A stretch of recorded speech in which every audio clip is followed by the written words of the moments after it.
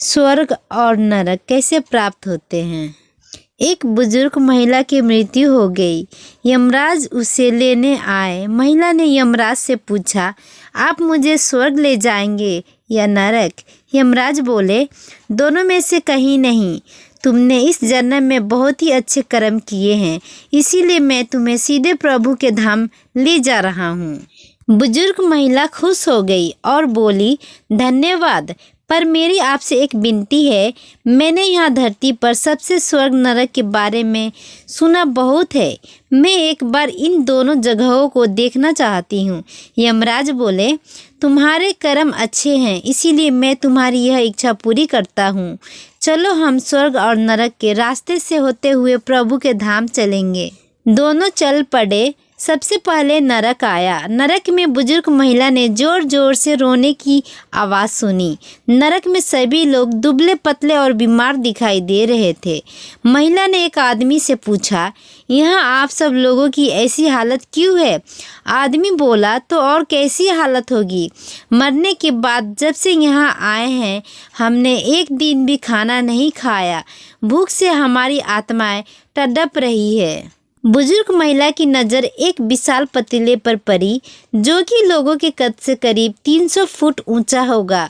उस पतीले के ऊपर एक विशाल चम्मच लटका हुआ था। उस पतीले में से बहुत ही शानदार खुशबू आ रही थी। बुजुर्ग महिला ने उस आदमी से पूछा, इस पतीले में क्या है।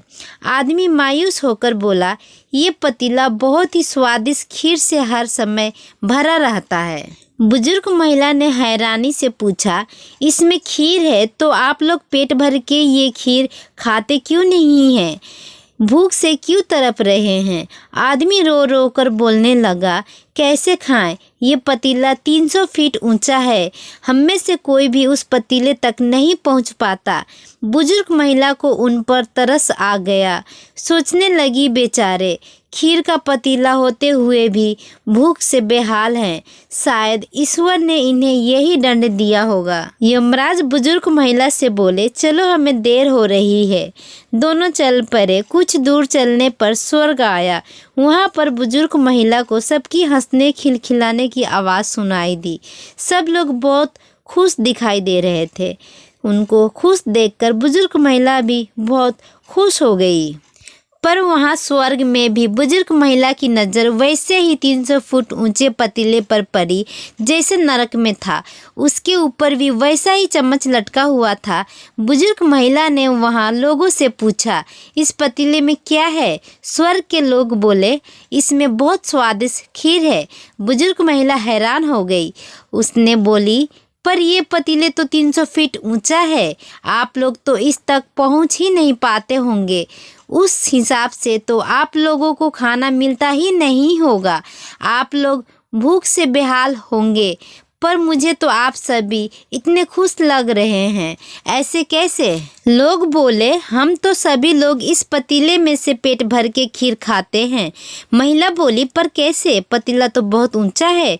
लोग बोले, तो क्या हो गया, पतीला ऊंचा है तो यहाँ पर कितने सारे पेड़ हैं। ईश्वर ने ये पेड़ पौधे, नदी, झरने हम मनुष्यों के उपयोग के लिए तो बनाए हैं। हमने इन पेड़ों की लकड़ी ली, उसको काटा, फिर लकड़ियों के टुकड़ों को जोड़ के विशाल सीढ़ी का निर्माण किया।